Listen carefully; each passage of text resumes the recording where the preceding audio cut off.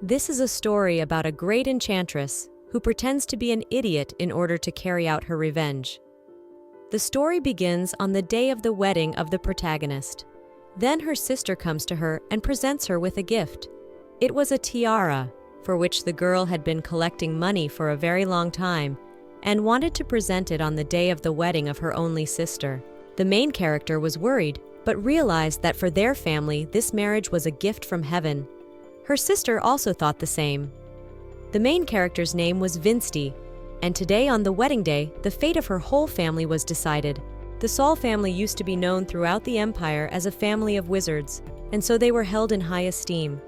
But that was all in the past, and now their family was on the verge of destruction. Stefan, the girl's fiancé, would be the head of the family after the wedding.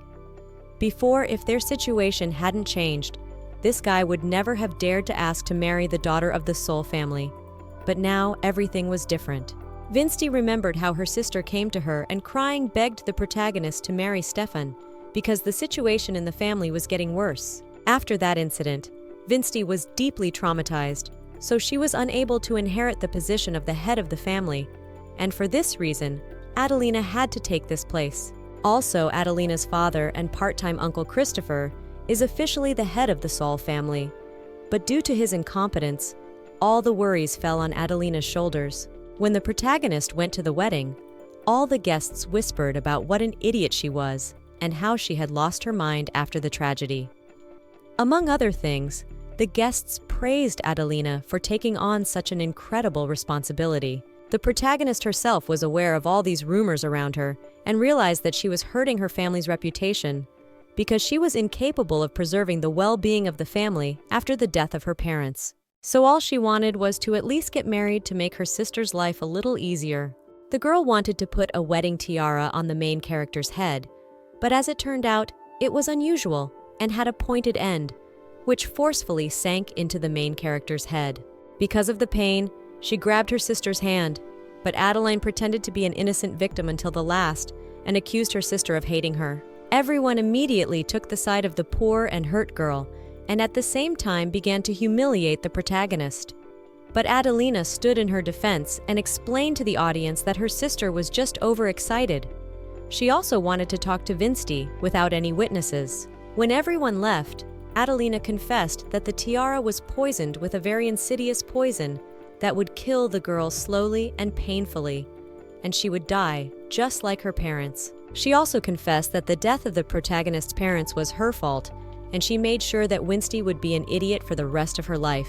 But her sister thought that despite that, the protagonist should be grateful, because she would die a very beautiful and noble death. When Adeline returned to the guests, she joyfully congratulated Stefan on taking the place of the head of the family, and everyone drank to this joyful news. But at that moment, the protagonist fainted.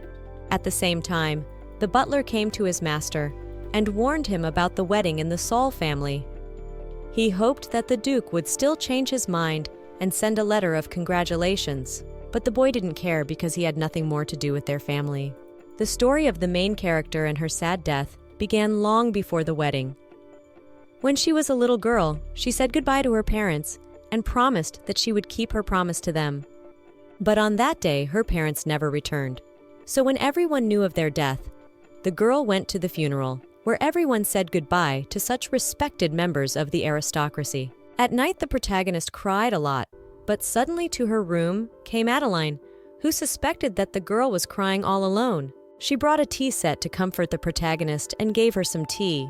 She thought it might comfort her pain a little, but after the first sip, Vinsty felt worse. But being small and naive, she couldn't suspect that her best friend was the culprit. Adelina also noticed her deteriorating condition, but started making excuses and offered her some more tea.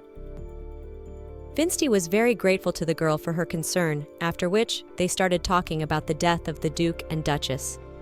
There were rumors that they died because of a wizard. Adelina was surprised that for the first time in so many years, there was a wizard in the country again, but they say that this magician did not keep his promise. Because of this, the Duke and Duchess died. The protagonist was amazed by her friend's words, because she was the only magician. The protagonist recalled a conversation with her father, who warned the girl about how much power she has, and asked that the protagonist did not sorcery, until she is fully able to control herself. Despite this promise, when her parents were distracted, Winsty often ran off into the woods and began to conjure. Magic seemed like a lot of fun to the young child. But now, hearing her sister's words, she began to blame herself for her parents' deaths. But she also wondered about the source of the rumors. Adelina remembered one of the sorceresses who belonged to the Saul family. This sorceress had been authorized to use magic by God himself. But in those days, magic was necessary for people, and Adeline thought that the appearance of a new magician would have dire consequences. But since there were no wizards in their family, it seemed useless to think about it. And so the girl grew up. Adelina still visited her and cared enough to bring her poisoned tea. In addition, every time the protagonist intended to start working on her family's affairs, her sister discouraged her, arguing that the protagonist had health problems. Winsty, who trusted Adelina completely, listened to her advice. She also continued to conjure from time to time, as it made her heart feel lighter and she felt free to conjure alone. But one day, on her way back from the forest, Winsty overheard the maids talking to her, who thought she was an idiot, and praised Mrs. Adelina for everything she did. When the protagonist wanted to discuss it with Adelina, she noticed that the girl was very tired because she was doing the work for both of them. In addition, Adelina was very sad because despite all her efforts, no one saw her as the successor of the Saul family. As it turned out, Adeline also had a meeting planned, but looking out the window, Winsty saw the elders of their family. Men begged the protagonist to meet with them because they did not like that someone began to fulfill her duties. They wanted the protagonist to give them a sign if she was being held hostage. But an angry Adeline demanded that Winsty not listen to them because she would never do such a thing. And on the contrary, she was doing all the duties of the protagonist out of kindness. Suddenly, one of the elders asked if the protagonist's magical powers had awakened. Then the girl was consumed by despair. She began to blame herself again for the death of her parents, and so she became hysterical. Adelina came to her aid and began to comfort the girl, believing her to be innocent. Adelina did everything she could to make the protagonist think she was the only person close to her. And now dying on the cold floor of the banquet hall, Winsty didn't understand how she could have been so stupid as not to notice such an obvious lie. When the girl's soul left her body, she began to remember and see with her own eyes everything that had happened to her during her life. The counselors believed that the heroine has a huge power that is difficult to fit into her body, and the parents worried that their daughter may not be able to withstand it. And at that moment, this power completely overwhelmed the protagonist. She was angry at Adelina for the fact that the girl so brazenly used her and destroyed their family, and she wanted revenge. So now she intended to become a villain and go back in time to destroy Adelina's life. And just as she wished, she did. She came back on her wedding day, taking advantage of Mana's explosion. But no matter how powerful her magic was, it was impossible to go back in time too far. If the heroine could go back in time, she would definitely go back to when her parents were alive. But right now, the most important thing was to survive. So when the events happened again and Stefan came running to her, Winsty didn't care. She thought about who she could get help from, but of all the people around her, there wasn't a single person willing to help her. All she had was her magic, but magic wouldn't help her if she used it now. In addition, attitudes towards magicians and magic had changed a lot in the last 100 years. So the girl had been fed strange drugs and talked about magic as something scary her whole life, even though her family valued magicians very much. But she knew that her family couldn't exist without magic, because they were closely connected to magic. Angry at these thoughts, she made the bouquet of flowers on her dressing table burn to the ground with a mere glance. But no one noticed this burst of mana. It was time for the wedding ceremony, and she was being led to the honeymoon. And the girl was always wondering what she should do to become the head of the family. But she knew Adeline's true nature and was determined to destroy her. There was one person Winsty could rely on, a family friend and a man of the most honorable qualities. Just as Adeline was about to place the tiara on her head, she snatched it up and after looking at the poisoned ends, threw it away. Now it was too early to show her true nature, because the protagonist wanted to avenge her torment and her parents slowly and repay everything Adeline had done. So with a smile, Winsty explained that she did not want to get married, after which she said goodbye and ran away. Right after her wedding, the girl ran to the Duchy of Crander and stopped the guards with her magic and started running to the Duke himself. Then Rezef Crander appeared in front of her. He was the head of the Crander family and was the closest to the ruler of the empire, on par with her family. Rezef wanted to know why Vinsty Sol had come to see him, so she reminded him that she was the heir to the Sol family and needed Rezef's help as head of the Crander family. Her confident look surprised Rezef because there were rumors about the girl as if she was an idiot who couldn't do anything. But Lady Sol looked completely different at that moment. When Rezef Crander wanted to refuse, the protagonist reminded him of the existing rule. According to the law, one head of the family can ask another head for help, but there was an exception to this rule. He only had to help if the heir had magic powers, so he didn't have to help the protagonist. Looking at this cocky guy, the protagonist remembered that in the history of the empire, the Crander and Sol families had been on friendly terms. But now their relationship was ruined because the head of the Crander family didn't even congratulate the protagonist on her wedding. But Winsty couldn't give up that easily, so she asked Rezef to keep his word if she could prove her magic. Then everything around her began to glow and vines began to hang on the walls. Rezef realized that he no longer had any reason to refuse the girl. Moreover, he was deeply impressed by her abilities because at that moment she looked like a revived legend or some myth, but it was all real and true. Having listened to the conditions of the protagonist, the Duke together with his knights burst into the wedding of the protagonist, where he was noticed by Adelina. Ignoring the girl's greeting, he addressed the lady of the Sol family with a question. But smiling, she reminded him that she was the head of the Sol family and thanked Rezef for deciding to congratulate them on such a momentous day. But Rezef was angry that Adeline was responsible for his lover's unwanted marriage. At the same time, the main character appeared, who confirmed Rezef's words and explained that she was the beloved of the young Duke Crander. Adeline could not understand how such a thing was possible and considered it a misunderstanding. But the girl, who thought she had managed to win, theatrically asked the Duke to take his knights away, justifying it by her poor health. But the Duke was not going to heed Adeline's request, for she was guilty of marrying his beloved to some stranger, and he could not stand by and oppose it. So he came to inform Mr. Stephen that their marriage with Lady Sol would not take place, after which he intended to go away. In spite of his confidence now, an hour before the event, when Rezef heard of the request of the protagonist, he was really surprised. The girl wanted to make Rezef her lover with a subsequent marriage, but all this was a temporary phenomenon for the sake of preserving power and eliminating their enemies. Besides, she didn't want to marry Stefan and intended to make an alliance with the Duke. He was to stay by her side until she regained power over the entire Sol family. But the guy was worried that the protagonist could fall in love with him during the contract. The protagonist realized that it was all just a joke, although she was hurt by the ego of Duke Crander. But in return for his help, the young man still wanted to get some reward. After which they began to discuss the subject. Now the most important task for her was to get the information she needed for her victory. The Duke had put guards on her as promised, so even Adeline wouldn't be able to get to her so easily. But Winsty needed to get out of the room, so she made a rope out of her vines and used it to climb down from the 3rd floor. From both inside and out, she could see that her manor was guarded by many knights who had come to ensure her safety. But despite this, her magic allowed her to get outside quite easily. The girl was running away for the information she had lost during the years she had lived as an idiot.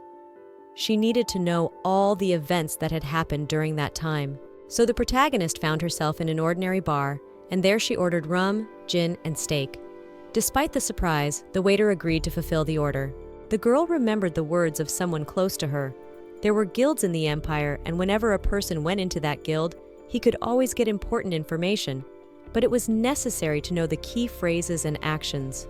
If someone wanted low-level information, they had to order a lot of booze. If they wanted medium-level information, they had to order a blue margarita. But to get especially sensitive information, the man would have to do something special, and she knew the password. So when they brought her the wine, she tasted it and threw the glass away because she didn't like the taste. She also wanted to get something better in return for the wine and was willing to pay for it. She asked to give the money to the owner of the bar so that he could correct such a mistake. The waiter smiled and realized what she was talking about and took the protagonist to the owner. She immediately felt some kind of magic near the passageway. It was like security magic. To her surprise, the guildmaster was a guy. He was surprised that someone had asked to meet him in such a secret way. But this kind of performance of the protagonist even pleased him. So he thanked her for the funny situation. But the master warned that despite his admiration, he had no trouble killing the girl. Despite all his threats, the protagonist knew that the guy would not be able to kill her, because if he could do it, he had long ago done so. The young man was fascinated by the expression with which the girl spoke to him. He understood that the rumors about her were false, and he was delighted by it, so he agreed to get information for her. But the master remembered that he had a very high price. The protagonist needed this guy's information, but she had no money, which disappointed the young man. But the protagonist could offer him something more worthwhile, namely, her family's trust. That didn't impress the young man, for Seol's family was in decline. But Winsty thought otherwise. She knew that her family's new history would begin at that moment. She had sworn in the name of her longtime relative, the Grand Enchantress, that she would bring prosperity and glory back to her family. But she could only begin such changes with the help of a guildmaster. The guy found these promises interesting and agreed to make a contract, so he asked her to name the information she needed. After receiving the list, he started searching, and as a result, the protagonist received all the information about the empire and the Sol family that he had. It was obvious from these records that Adelina did a good job for the destruction of the Sol family.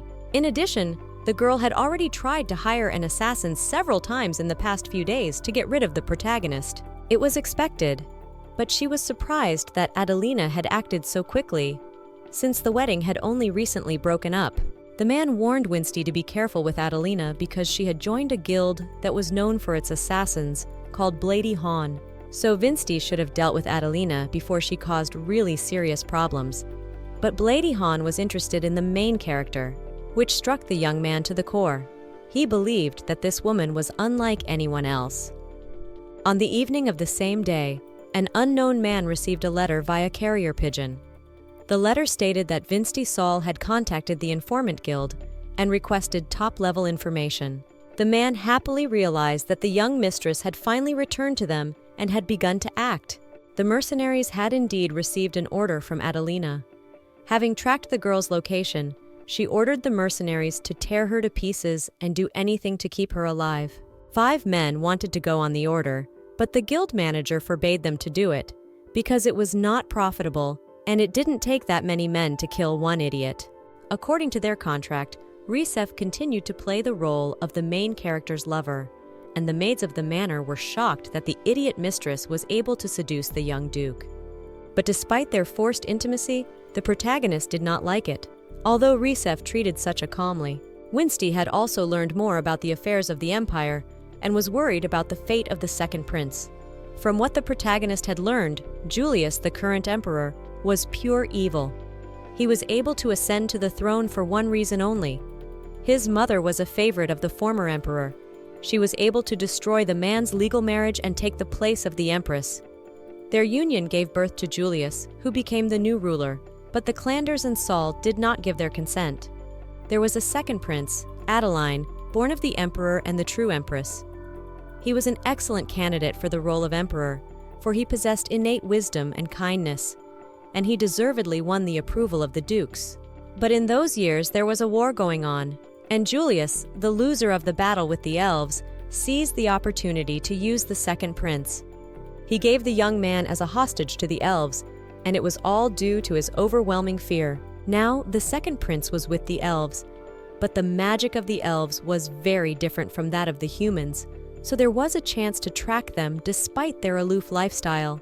Having discussed this topic in detail, Winsty Risef came to a certain vision of the situation and negotiated all the details. By this time, they had arrived at the most talkative place in high society. Risef had brought Winsty here to show everyone that they were a couple. It was a very famous boutique that was famous for its expensive and popular dresses. Only the wealthiest ladies from noble families could dress in this place. And it was also the place where gossip between the girls spread fastest. The aristocrats present in the boutique were also convinced that the protagonist was an idiot and could not be having an affair with Duke Crander himself. They considered her just a toy that should know its place. Winsty did not want to break the image of a foolish and naive girl, so she warned the lady that she would definitely tell her fiancé about this incident and the lady's thoughts, for Reincarnation Crander really did not want anyone to talk to her in such an informal tone. When the evil aristocrat intended to hit the main heroine for disobedience and insolence, for some reason a chandelier fell on her. Then the rest of the girls were hit by shards and they were frightened and started to scream and run away. At the same time, the main character was attacked by a mercenary, whom she neutralized with her dark magic. Reincarnation appeared and used that second to knock the weapon out of the mercenary's hands. He was very unhappy that someone had dared to touch his beloved. Even then, Reincarnation knew that the protagonist knew the reason for the attack on her in the boutique. In the carriage, she told him about the Bloody Han Assassins Guild and their mercenary Adelina. Reincarnation knew how dangerous these people were and worried about whether the girl would be okay. Well, Winsty wasn't going to stand for this kind of attitude and wanted to deal with the guild. Reincarnation supported her endeavor, but knew that the Sol family wouldn't be able to afford such a costly endeavor. After listening to Reincarnation, the protagonist only smiled, and that smile made Reincarnation realize that this cunning and clever woman had her own plan. She wanted to take advantage of the Moonlight Guild that was feuding with Bloody Han and ask for their help. She knew that the Moonlight Guild had been in competition with the Assassins Guild for a long time. The Moonlight Guild also did custom assassinations, but they had principles. They only took the lives of the wicked. Reincarnation listened to Winsty and wanted to help her, for he would do anything for the woman he loved. It was obvious that he was playing his role, but the protagonist did not like his words. In addition, she could not trust the guy. So the girl convinced the young man that she could cope with everything on her own, since she was born a sorceress. Later, she went to meet Adelina, who was very worried after hearing about the bandits in the boutique. Winsty was amazed at how Adelina could pretend to be so skillful, despite the orders she had been given. But smiling, the protagonist told her sister about how her lover had defeated that terrible killer. It was obvious to Winsty that in order to defeat her sister, she would have to pretend and hide her feelings much better. At the guild information desk, the protagonist learned that the Moonlight Guild was using the Ghost Castle as their headquarters. It was an old castle that looked abandoned, but as soon as the girl approached it, a defense mechanism was triggered that attacked her. She protected herself with magic just in time, but a lot of mercenaries were already lined up around her. But to her great surprise, these guys were badly wounded. Their commander ordered the men to stop resisting. He wanted to know why the sorceress had come to them. The protagonist said that she needed a good assassin, but she refused to help because the guild could not fulfill any order. To such a state, they were driven by the Guild of Assassins, Bloody Han. The protagonist knew that these guilds were feuding, but did not realize what power those people had to do something like that. But she really did not want the Moonlight Guild to disappear. As it turned out, absolutely all the fighters were now poisoned, so the head had to admit defeat and ask the protagonist to leave. Looking at the wounded people, the girl realized that if she abandoned them all, they would definitely die. This was exactly what Bloody Han wanted, so she wanted to examine the wounded man. Of course, everyone was badly disposed towards the protagonist, and everyone had some suspicions against her. But realizing that the situation was critical, the guildmaster entrusted the girl with his body. She found that the condition of his body was terrible, and the man's mana flow was blocked all over his body. This was a critical situation, for mana was the energy that sustains life. But mana is intangible, like blood circulating in the body, so it is almost impossible to block mana. But if the mana didn't move through the body, the person would lose the ability to control their body and die in agony. And in normal life, this was very rare. Winsty decided to find out what the poison was, and then she remembered Adelina and the special poison she had prepared for her sister. The poisons were identical. Everyone around them was worried about their master, and even the master himself realized that he was going to die soon and asked his subordinates to just leave if he died. These words angered the protagonist, who was doing her best to prevent his death, and she demanded that the man keep fighting.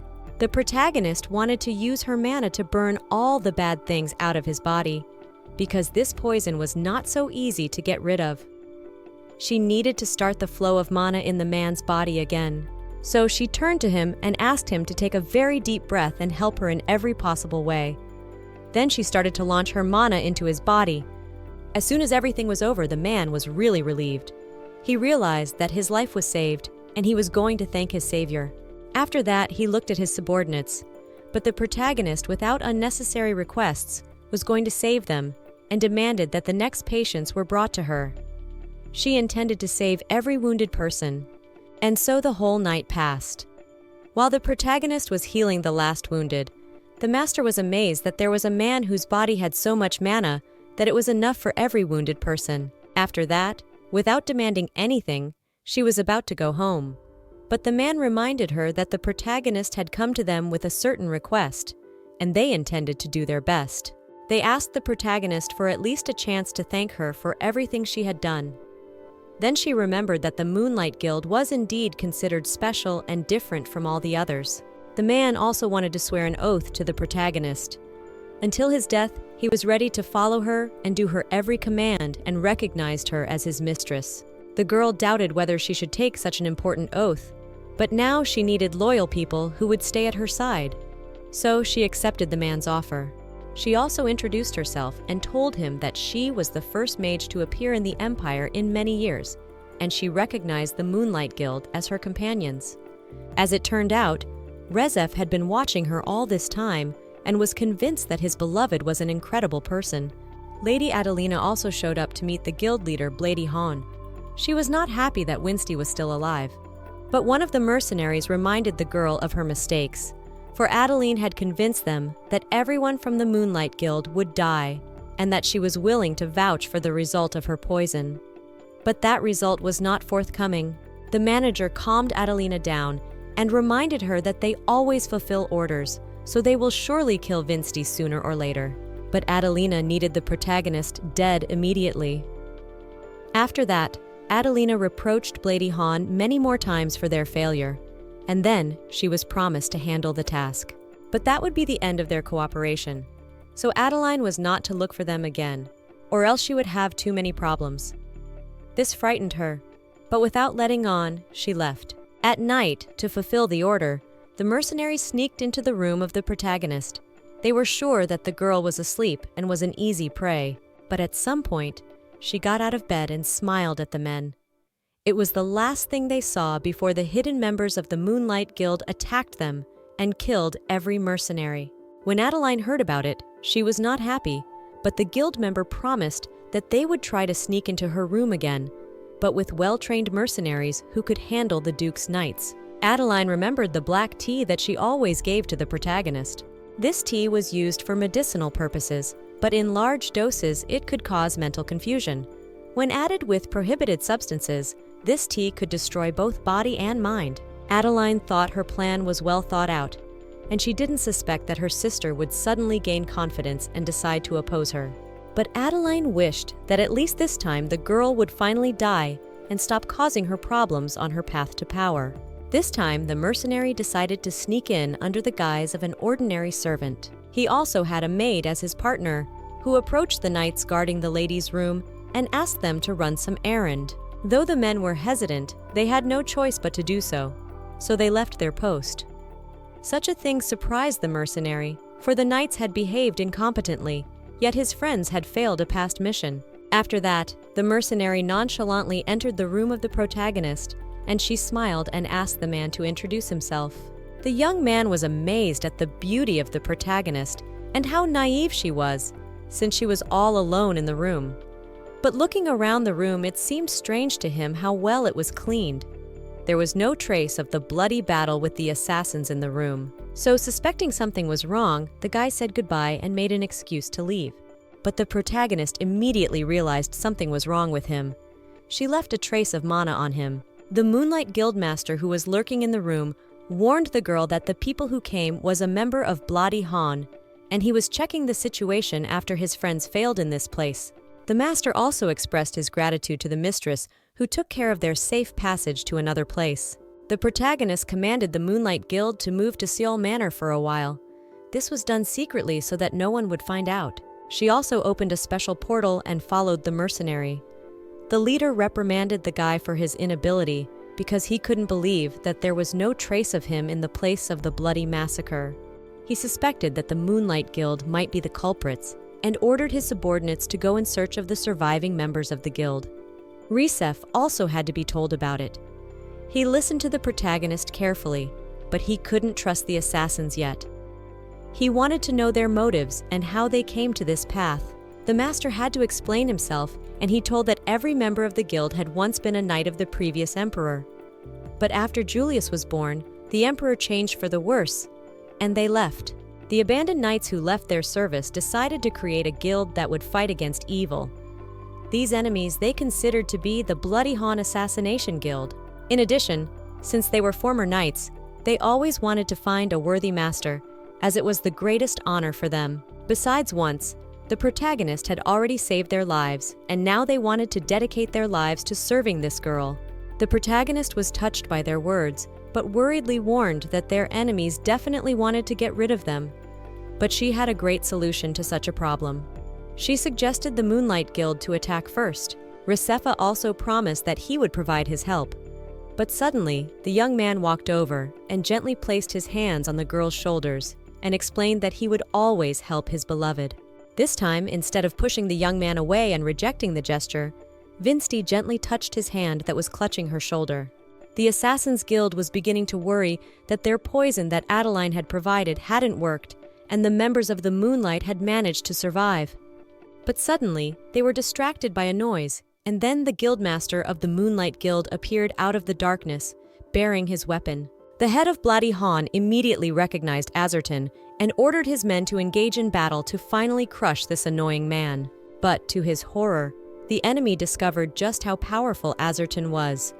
The rest of his fighters also outnumbered the Bloody Han mercenaries many times over, so no one could understand at what point these knights gained such incredible power. As the battle was nearing its end, the protagonist and Risef went to the scene of the battle. Despite the fact that everything was covered in blood, the girl held firm, because she knew that this was the least of the difficulties she would have to go through to achieve her goal.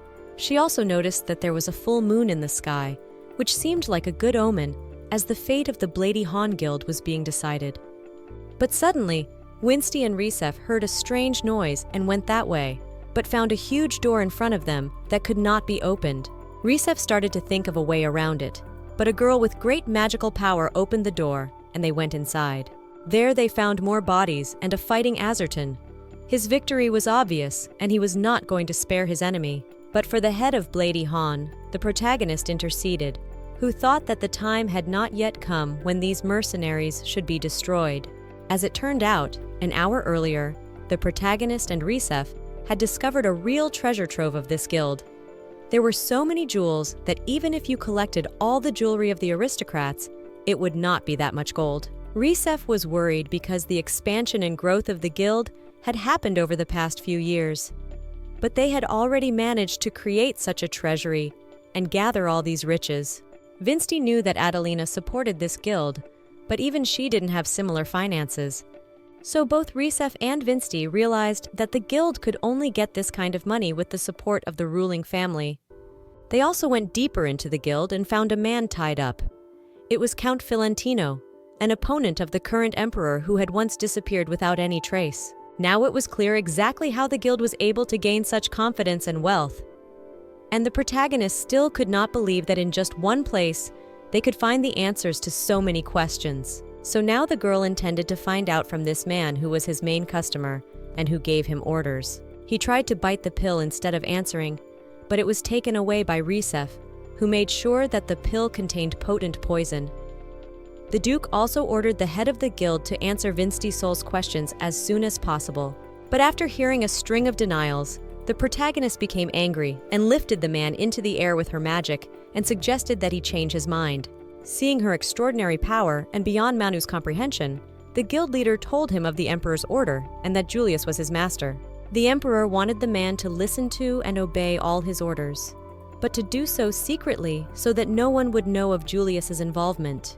In gratitude for the answers received, the protagonist let the man go and decided to return home. She wanted to do everything as soon as possible to regain the status of mistress of the family and deal with all the difficulties that arose. Previously, it seemed to the girl that it was necessary to get rid of only Adeline, but the whole situation turned out to be connected with one person, their current emperor. And so now this problem was not only her personal. Now the main character needed to learn all the magic of her family and go to the elves to negotiate and bring the second prince home. Before leaving this terrible place, Vinsty ordered to burn the entire guild headquarters to the ground. And looking at the raging flames, she realized that this will burn the life of the traitor Adelina and Emperor Julius, who will surely pay for their evil deeds. Later, the protagonist and Risef met in the garden, but Risef warned the girl about how unsafe it was because Adeline's servants could easily get here. And although the inside of the garden was well organized, the entrance was not controlled at all. Vinsty was pleased by the young man's concern, but she told him that this was her secret hideout where she used to practice magic often. She also wanted to apologize for the time when she was under the influence of medication and handed over the rights to the family to her sister. Risef couldn't believe that that horrible girl dared to use some medication to change the main character's mind. The protagonist also apologized for asking Risef for help, because at that time she didn't realize that not only Adeline, but also their emperor was at fault in this case. So as a representative of her family, she wanted to apologize. But Risef asked the protagonist to stop being so teachable with him, because he thought that everything had worked out well, as they had the same goal, and the young man agreed to this contract, as he had his own motives. He wanted to find the other prince who was in the captivity of the elf. And he reminded the girl of the fact that his family did not support the current emperor. Besides, it was Julius who had killed the previous duke. Vinsty couldn't believe that the emperor had managed to kill Risef's predecessor, but he wasn't surprised, because he had long felt that the current emperor had a negative attitude towards their family. So he needed a chance to depose Julius and put the second prince back in his place. So he gave the protagonist a chance to back out right now, if she already realized that she didn't want to get involved with such a complicated case. But the protagonist knew that their families were inseparable, and so Sale's family also had to be responsible for the empire, and she would be involved as a representative of the family. But first, she needed to recover the Saul family jewel, the royal scepters. They had owned this treasure since the founding of the empire, but Risef knew that this scepter was a lost scepter, though he never heard how it happened. But the protagonist knew that it was her family's secret. For all other people, the meaning about the scepter was lost, because the wizard who was the stock of their family had hidden all the information of the scepter. However, now they needed it very much, because the elves are an ancient creature, and to defeat them one must have power. And that power must be as ancient as the one contained in this scepter. So she asked that Risef come with her on her journey. Risef agreed to follow his beloved anywhere, and their contract was made on great trust, so he would remain true to his word. At this, they parted. On the way to the manor, the protagonist realized that Adeline did not yet know about the destruction of the Guild of Bloody Hana, so her mood was not spoiled. Besides, she was worried that the guild master of the Moonlight Guild had asked for some time to settle their personal matters. But while the master was not around, he wanted to leave the protagonist to her guild brothers who could be trusted. The heroine was grateful for such a thing, but suddenly she heard a noise, and when she looked around, she found a small creature lying on the grass. It was a wounded demonic beast. The heroine saw its wounds, but when she tried to help, the beast growled at the girl strongly and would not let her come closer. Then she lay down on the ground and stretched out her arms to the beast and pulled it closer to her and hugged it, asking it not to run away. Scanning its body, Vinsty realized that its mana was in complete chaos. It was not strange, for all demonic creatures were very sensitive to their natural mana. She also wondered how this very small beast had managed to be near her house all alone, and wondered how it had gotten its wounds. After that, she tried to feed the animal, and she succeeded. Vinsty wanted to take the demonic beast in for a while, so she gave it a name. Later, when the protagonist was at her estate, the servants delivered gifts from her fiancé. Adeline was shocked at the sight of all these treasures, and the protagonist happily ran out and looked through the chests, thanking her lover for being so wonderful and generous. But she clearly saw Adeline's displeasure and suspected that Adeline was upset that all these gifts belonged to her alone. This was indeed the cause of Adeline's displeasure, and she was angry at Risef, who dared to ignore her despite the basic rules of etiquette. So she pretended to be poor and unhappy and began to turn her sister against the young man, explaining that Risef did not perceive Adeline herself or her father, for he saw a noblewoman only in Winsty. But smiling the most sincere of smiles, the protagonist explained to her sister that the problem was quite different. It was just that her fiancé loved only her alone and did not notice any other people around. Then, a disgruntled Adelina, who had failed to capitalize on her sister's naivety, decided to leave the room early and ask the protagonist to enjoy the gifts. When she left the room, it was obvious from her reaction that the girl definitely did not know about the fate of her guild yet. Then left alone, Winsty approached the new maid. It was Jane, who asked her mistress to give her any orders from now on. The girl promised to protect Winsty even with her life. The girl seemed very young to the protagonist, but she believed in her strength and hoped that the maid would do well with her duties. The young man apologized for the misunderstanding because he was in a hurry and did not calculate that his breasts could fall out. At this time, Adelina went to the study where she went through the letters. All the letters were sent for Winsty. Adelina was surprised that after what had happened at the boutique, everyone around her cared so much about her. She wondered what had really happened then and was worried that she had received so many letters after her first day in public. And even Adeline herself had never received so many letters. Adeline suspected that the aristocrats wanted to make sure that the protagonist was a real idiot, or they were interested in the Duke's bride in order to get close to her and later to use Risef in some way. Adeline's maids were convinced that an idiot like Winsty had been sent so many letters by mistake just to mock her a little. The maids were discussing the protagonist again, believing her to be not only an idiot, but also a brazen seductress who had finally woken up and decided to make a name for herself in noble society. It was ridiculous to them that she had decided to change her life so drastically just by getting a powerful man. Together with these maids, there was another girl who only listened and did not want to participate in these conversations, so she just kept silent. Unfortunately, she did not dare to defend the mistress. She doubted whether it was really necessary to burn the letters, because they did not belong to them. The girl thought it was strange that Adeline, who ruled the estate, had ordered the burning of her sister's letters without warning her. But then to place any support in her direction, she saw the looks of her colleagues, after which they poured water on her as a sign of punishment and started calling her names, considering her very strange. They also started to justify that they poured it on her accidentally, so they were not going to apologize to her in any way, and made even more fun of the poor girl. She reminded them that when someone spills water, they must clean it up immediately. Jane went to the drenched maid and asked for her help, for she needed to find someone who knew the estate well. The girl agreed to help, so she followed the young man undercover, even though the other maids kept calling her and threatening her.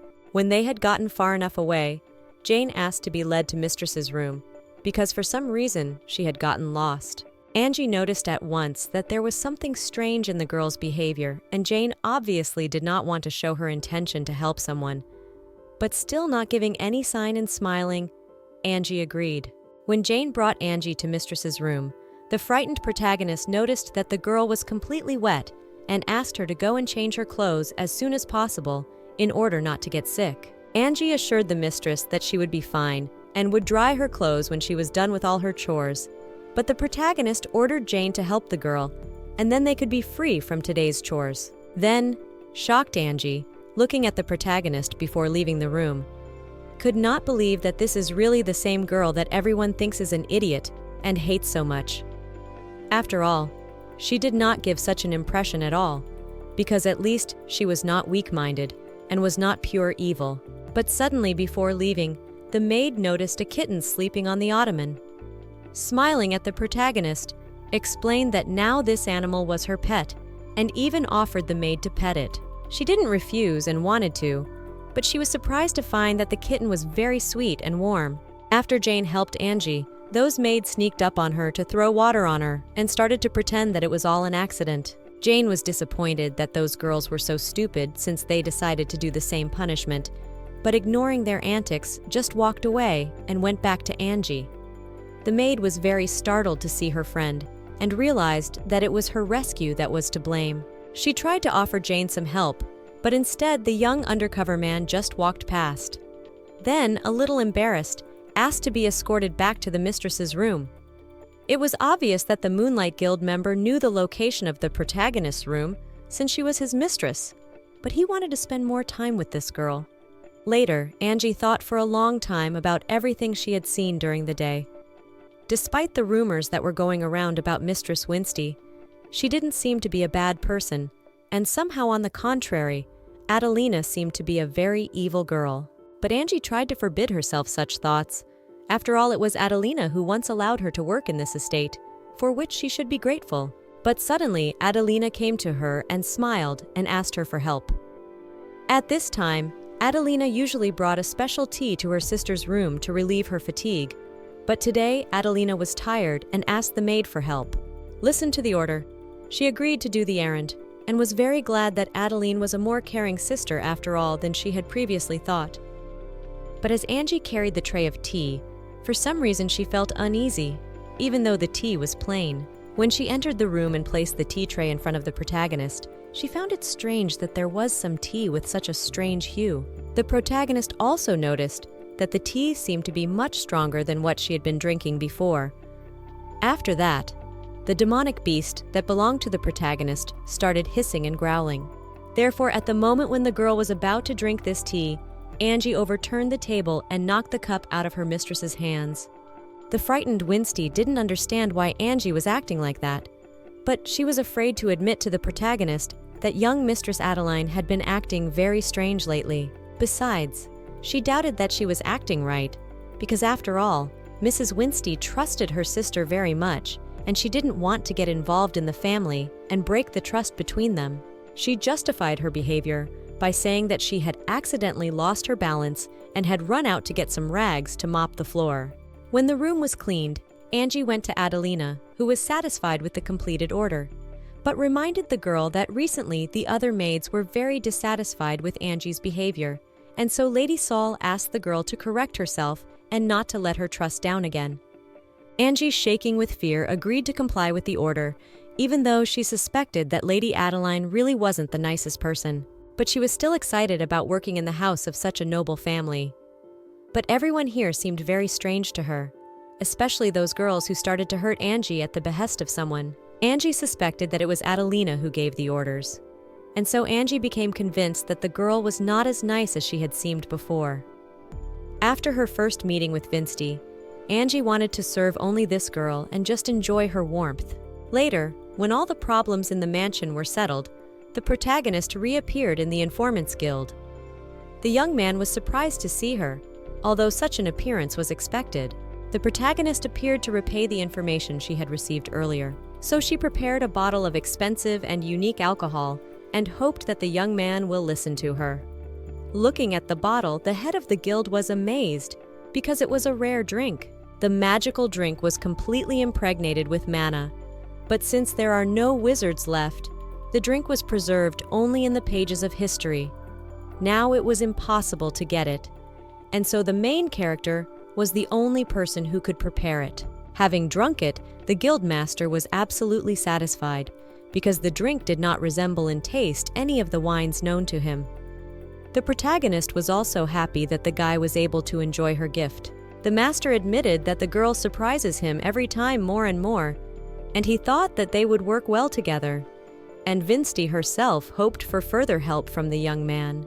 This guy was the master of the Informers Guild, but even the young man didn't know yet that the protagonist was the last sorceress in this world. She also explained that this time she had really only come to thank the young man. After all, she would need new information for a while yet. He was pleased, but the young man after the wine was in a good mood, so he decided to give the main character a small gift in the form of interesting information. He reminded the girl about her cousin, who keeps selling the property of the Seal family. He did this because the young man urgently needed money, and according to his information, it was recently that the cousin actively engaged in sales. The hero knew about it and heard that her cousin wanted to organize a business again, despite having failed several times already, because he had no entrepreneurial flair. But the guildmaster was confused by the fact that despite all the failures, the cousin of the protagonist continues to try.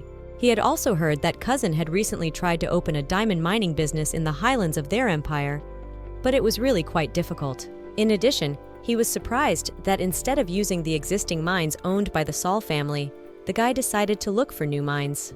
The master warned the protagonist that if things continued like this, it would be very hard for their family to survive. And when the protagonist took the place of the head, it would be very difficult for her. In addition, the young man knew that the protagonist must have received an invitation from Genius County and recommended that she visit them tomorrow.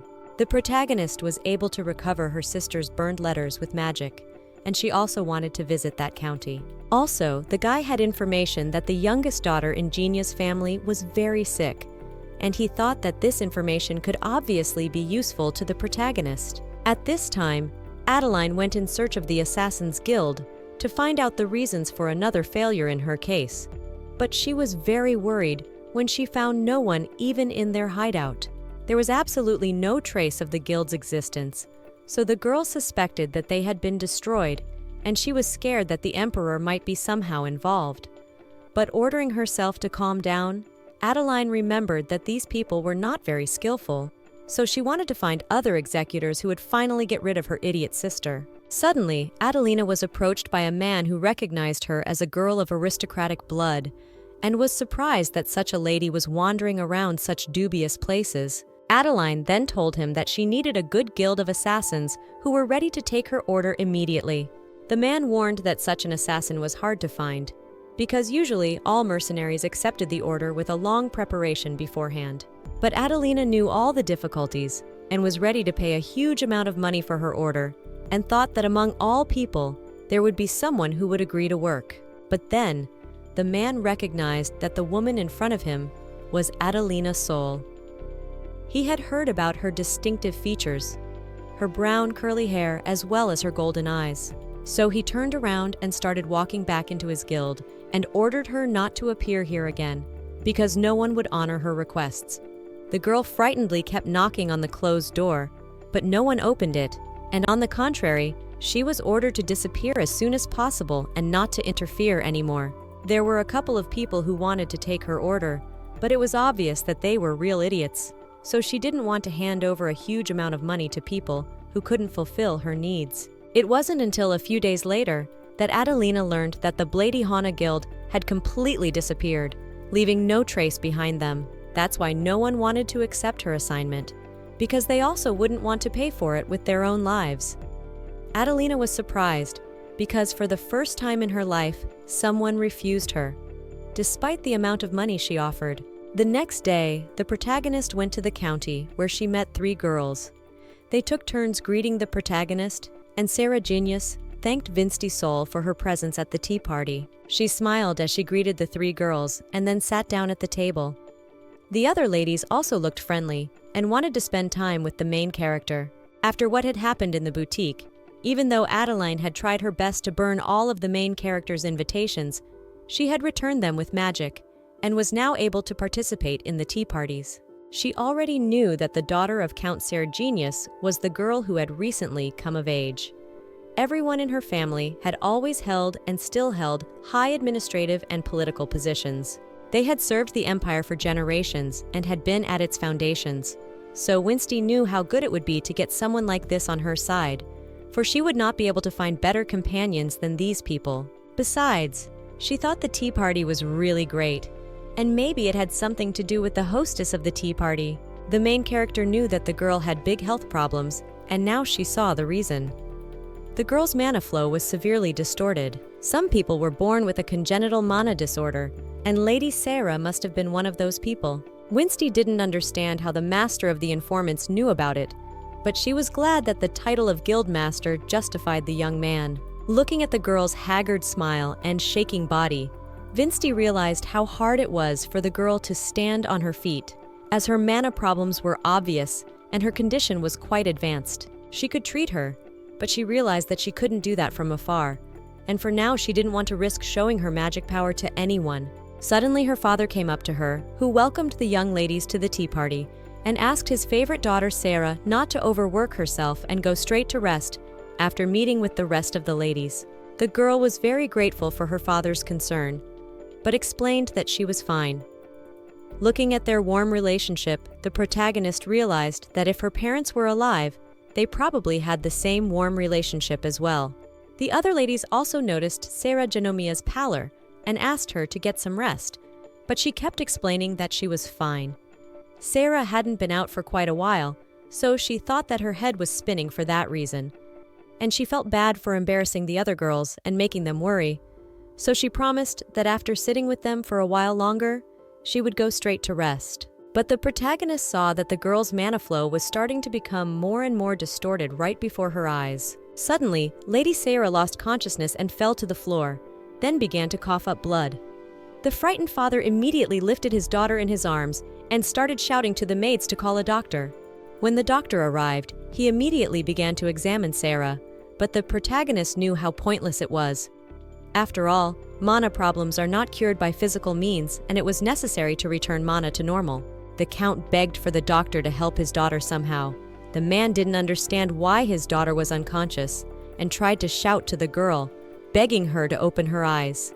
But nothing helped. Looking at what had happened from the outside, the protagonist knew that the distance between them was too great.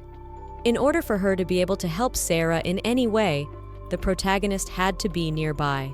But if there were rumors that she had magic, they would quickly reach Adelina, and then her plan would fail. But now she couldn't hesitate, so she ran up to the young lady and started asking her how she was feeling. After that, she offered the girl some play and took her hand, but even though she tried to transfer her mana into her body through her touch, it didn't help. The girl didn't wake up. The protagonist worried that she was too late. But at the moment when the count ordered to take the crazy lady away, Sarah opened her eyes. Then her father began to cry happiness. Although he did not understand what had happened, the protagonist was glad that she was able to help the young lady and began to discreetly distance herself, because she didn't want anyone to realize that the girl was relieved because of her touch. Though knowing her fame as an idiot, the protagonist realized that it was unlikely that she would be considered to be involved in the healing. He bowed to the girl and apologized for not trusting her in the first place. The man explained that previously no one and even the most famous doctors could help his daughter, but it didn't surprise him that the heiress of the Seol family had this kind of power that could save anyone. In gratitude, he decided to speak on behalf of the Jinai family and recognize the girl as the only true heiress of his family and to become her loyal and faithful companion. As a result, thanks to the Count, rumors that the protagonist saved his daughter quickly spread throughout the noble society. The other maids in her house also continued to let rumors about Not and did not understand who would now become the head of the family. Because previously, if Lady Sol married Mr. Stefan, the guy would have taken the right to own the family, but their wedding did not constitute, and this means that Stefan had no rights and influence here. The protagonist also realized that the maids were right, and Adeline's original plan was to give all power over her family to Stefan. But as long as she was unmarried, she was the only legitimate heiress of her family. And although the protagonist still did not like that, the rumors appeared, but still they could help her somehow. In addition, she was able to benefit from the meeting with Count Genius because the support of an influential family. But suddenly Jane did not come to the room of the protagonist and told her the latest news. Since Adeline could not make the head of the family, Stefan, who would have been happy to be her pawn, now their plan was to transfer the possession of the family to the uncle of the protagonist, Christopher, because it was he who all this time performed the duties of the head. He has already begun to secretly prepare an insidious plan to seize this position. The protagonist realized her mistake because she had been away from the family for too long, and now Adeline was trying to get a foothold with the help of her father, who was now temporarily running the family instead of the protagonist. To stop these people, she needed allies and thought of the 5 elders who had once come to her to save her. But when Winsty didn't respond to their requests, the men became disillusioned with her and went away, and the protagonist thought it was probably too late to try to contact them. But she wanted to try to get the elders to support her in her return to power. The protagonist also had another meeting planned. She had received an invitation to a banquet, so Risef came to meet her. In spite of the fact that they were to go to the Count, who would surely treat them with fancy desserts, Risef wished to spend time with the protagonist in a cafe, justifying himself by the fact that they need, even in such situations, to show their love in public. Because then, the ladies who will see them will definitely start gossiping among themselves discussing this case. Risef had also heard that there were some suspicious people walking near Saul Manor lately, which worried him. But one of these unknown people particularly interested the guy. The protagonist suspected that it was another assassin from Adelina's guild. But it wasn't the first time, so she wasn't afraid of some mercenaries. But to her surprise, she heard about some elderly man. So the frightened Vinsty asked to describe this man somehow. She hoped that it could be one of the elders, and Risef realized from her interest that the girl had some guesses. But suddenly a child ran past their table and fell, tripping over the dress of the main character. But the girl managed to pick him up in time and looked at the child to see if he was hurt. Risef was surprised by the girl's behavior because she could have avoided the blow with her magic, but she didn't use it anyway. When the child apologized and ran back to her parents, Winsty tried to ask Rezef why he was so angry with her, but he reminded her of how much responsibility she had, for her body and life were not hers alone, for there were many people behind her. Winsty still thought it was no reason to use magic in a crowded place. The Duke knew he was wrong and should have thought more soberly, but he was very worried about the protagonist. Even though their relationship was under contract, Vinsty could see that the fear on his face was completely genuine. In the end, after changing their clothes, they arrived at the Countess's house together. This woman, who actively works for the good of the Empire in the diplomatic arena, her authority and influence, as well as high reviews, were among the ordinary citizens of the Empire. And today, Vinsty came to the banquet on the occasion of her 50th birthday. The protagonist also appeared at the banquet to finally change her image of an annoying idiot to a simple-minded idiot, and such a subtle difference between these states was well felt by the rest of the aristocrats. She did not know how else she could thank the girl for such a noble deed. In addition, the other ladies who were present at the tea party that day and saw everything with their own eyes wanted to express their gratitude. Then, approaching the main character, they asked the girl to come more often to their general meetings and visit them at the tea party, because in this case, the bad rumors about the girl would quickly dispel. Then Risef came up and thanked the young ladies for being able to see the true face of his beloved. He was pleased to know that someone had not been corroborated by such silly rumors about Winsty. Surprisingly, these ladies were indeed very happy to see such a warm relationship between Risef and Vinsty, and thought that there was indeed love and understanding between them. But suddenly, Risef was approached by the servants of the manor, who informed him that the Countess wanted to see Risef in her study. At last, Adelina also appeared at this event. Everyone around praised her beauty, unrivaled talents, and simply admired her appearance. But then Adeline was approached by Sarah, who introduced one of the main character's friends. Smiling Adeline thanked the girl for Lady Sarah taking care of her sister. But smiling Sarah explained that it was not an inconvenience to her, on the contrary, and she wanted to do her best for Vinsty, who had become her savior. Adeline had not heard this news before, so she was very surprised, though she tried to hide her surprise. This puzzled the young lady, and she thought it was strange that Adeline did not know anything about Lady Winsty's abilities. When Adelina finally noticed the main character at the banquet, Adelina poured a glass of wine on herself and started crying, and wanted to know from Winsty why she hated her so much. As Adelina had planned, everyone around her noticed the scene and started whispering. The protagonist also knew that before this behavior would have made everyone around her hate her, but now they were playing by different rules, and Vinsty was not going to tolerate these games of the holy martyr. She wanted to hide behind the mask of an idiot in order to throw her sister off her pedestal. So smiling Winsty explained that Adeline didn't interest her at all, so she would never do such a thing.